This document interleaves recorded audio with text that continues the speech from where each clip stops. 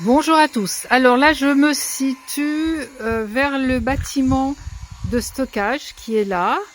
Là, nous avons la maison d'Alain qui est un employé qui est ici, qui loge ici et qui travaille au niveau des cuisines. C'est un peu l'homme à tout faire et qui est là donc 24 heures sur 24 normalement avec sa famille. Il a une femme avec un grand-fils et deux petites filles. Ensuite, vous entendez, c'est le menuisier qui est à côté là-haut de la lingerie, donc qui a recommencé à travailler puisque nous sommes l'après-midi et que tout le monde recommence à travailler vers 1h30, 13h30. Là, nous avons toujours les containers à côté où il y a du matériel d'entreposer. Alors, je suis dos à un nouveau bâtiment qui est le bâtiment, c'est celui-ci. Je vais essayer de me reculer, mais il y a beaucoup de soleil. Sans me casser la figure aussi. Alors je me recule, c'est ce bâtiment-ci, donc qui est l'étable. Alors l'étable qui devrait accueillir donc un taureau et 2 vaches. Alors les Malgaches ne boivent pas beaucoup de lait, mais sont friands en yaourt. Donc ces vaches, avec le lait, on fera des yaourts et on distribuera aussi du lait. Voilà, ça c'est pour les veaux. Le taureau sera au fond, donc je vous montre une belle charrette qui est à donner, qui doit la transférer chez lui. Donc il faut que cette charrette, elle parte sur le toit d'un bateau pour arriver jusque chez Donné. Le nom de son village m'échappe, ça me reviendra peut-être. Là, les 2 vaches seront ici, il y en a même 3. Et à côté se situe le local pour le fourrage. Alors, le fourrage se mettra ici, où nous avons un grand couloir et un recoin au fond, où on stockera le foin. Voilà. Vous voyez, c'est tout propre, tout beau.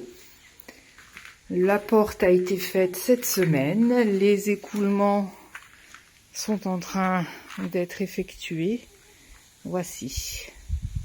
Alors également, pourquoi donc un taureau et 2 vaches, comme je vous l'ai dit. Donc il y aura le lait, mais également le fumier.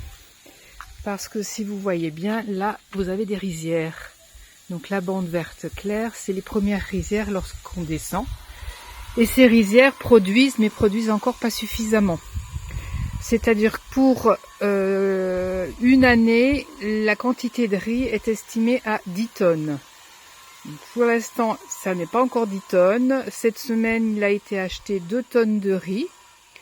2 tonnes de riz et ça a coûté à Jean-Yves 5 millions d'ariari, un peu plus de 1000 €.